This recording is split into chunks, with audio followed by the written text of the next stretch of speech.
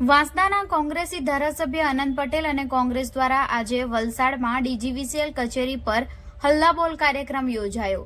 ડીજીવીસીએલમાં ફરજ બજાવતા એફઆરટી કર્મચારીઓના હકના મુદ્દે તેઓએ વલસાડ ડીજીવીસીએલ કચેરી પર રજૂઆતો કરી હતી।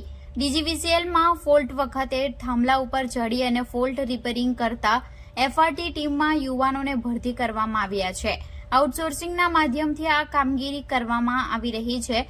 જો કે આ કામદારોને છેલ્લા કેટલા સમયથી તેમની માંગોને લઈ રજૂઆતો કરવામાં આવી રહી છે, જે નહીં સંતોષાતા આજે અનંત પટેલની આગેવાનીમાં મોટી સંખ્યામાં એફઆરટીના કામદારો અને કોંગ્રેસ અગ્રણીઓએ વલસાડમાં ડીજીવીસીએલ કચેરી પર પહોંચી શોષણ બંધ કરવાની સાથે જ તેમનો પૂરતો પગાર આપવામાં આવે તેવી માંગ કરી હતી। ધારાસભ્ય અનંત પટેલ અને કોંગ્રેસના આક્ષેપ મુજબ એફઆરટી કર્મચારીઓને 16,000 રૂપિયાની પગાર આપવાની વાત થઈ હતી, પરંતુ અત્યારે તેમને માત્ર 12,000 જ પગાર આપવામાં આવી રહ્યો હોવાથી કર્મચારીઓનું શોષણ થતું હોય તેવા આક્ષેપો પણ કર્યા હતા। સાથે થાંભલા પર ચડી અને ફોલ્ટ રિપેરિંગની પણ ફરજ બજાવતા હોવા છતાં તેમને જરૂરી સુરક્ષાના સાધનો ઉપલબ્ધ કરાવવામાં નહીં આવતા હોવાથી આ કર્મચારીઓએ જીવના જોખમે કામગીરી કરવી પડે છે।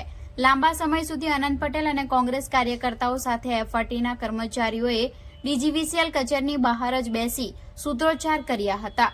જો કે આગામી સમયમાં આ કર્મીઓની માંગ સંતોષવામાં નહીં આવે અને પૂરતો પગાર ચૂકવવામાં ન આવે તો ટૂંક સમયમાં સમગ્ર દક્ષિણ ગુજરાતમાં વીજ કર્મીઓ સાથે સુરત ડીજીવીસીએલ કચેરી પર ફરી એક વખત હલ્લાબોલ કરી આંદોલન કરશે તેવી ચીમકી પણ ઉચ્ચારી હતી।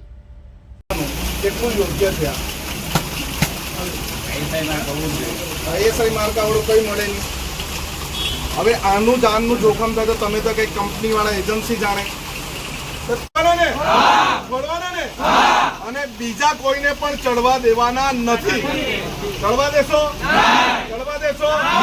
અમે દરેક જગ્યાએ તમારી જે બી ઓફિસ હતા પિકેટિંગ કરીશું, પણ આનો ડીજીવીસીએલ નું કામ સૌથી સારું છે।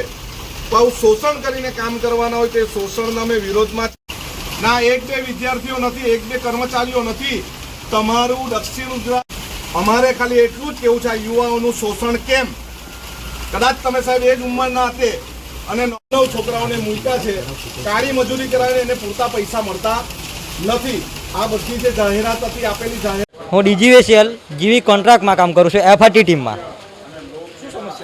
અમારી એ સમસ્યા છે કે અમને એ લોકો પૂરતા સાધનો કંઈ નથી આપતા, પીએફ ઇન્સ્યોરન્સનું પણ કંઈ નથી બતાવતા, કોઈ પણ રીતે કંઈ પણ નથી બતાવતા। એ જ માંગણી છે અમારી કે અમને એ બતાવો। અમારી સેલેરી ઉપર અમને જ્યારે ઇન્ટરવ્યૂ લેવામાં આવ્યો હતો આઈટીઆઈમાં ત્યારે અમને 16,400 સેલેરી કહેવામાં આવી હતી ને અમને હાલમાં 11,000 થી 12,000 સેલેરી આપે છે એ લોકો। કામ એટલું જોખમી છે, માણસ થાંભલા પર ચડ્યો તો એમને મળતા 1 સેકન્ડની પણ વાર નથી લાગતી, કરંટ લાગ્યો હતો। સેફ્ટીના સાધનો એકદમ ચીપ ક્વોલિટીના આપેલા છે એ લોકોએ અમને એમ જ કહેવામાં આવ્યું છે કે આવી જશે સાધનો સારી ક્વોલિટીના, પણ આપતા નથી એ લોકો। ને નવા માણસો જે આવ્યા છે અમારા પછી, અમે પહેલાં લાગેલા, અમારા પછી જે માણસો આવ્યા છે એમને સેફ્ટીના સામાનો આપ્યા જ નથી કોઈ પણ જાતના। એફઆરટી એટલે ફોલ્ટ રિસ્ટોરેશન ટીમ કે જેનું કામ હંમેશા થાંભલા પર ચડવાનું ઉતરવાનું જોખમી કામ છે અને લગભગ ડીજીવીસીએલના 160 સ્ટેશનમાં કર્મચારીઓ છે અને એ કર્મચારીઓને પૂરતો પગાર મળતો નથી। જ્યારે આઈટીઆઈમાં એમને ઇન્ટરવ્યૂ લેવામાં આવ્યું હતું ત્યારે 16,000 રૂપિયા પગાર આપવાની વાત કરી, પરંતુ એમને 12,000 રૂપિયા પણ પગાર આપવામાં આવ્યો નથી અને જેના કારણે અહીંના જે પણ કર્મચારીઓ છે તેમણે અમને વાત કરી અને અમે આજે વલસાડ ડિવિઝનમાં પગાર વધારો, સેફ્ટી શૂઝના સાધનો, ટ્રેનિંગ તેમજ વીમો, પગાર સ્લીપ વગેરેની માંગણી સાથે અમે રજૂઆત કરી છે।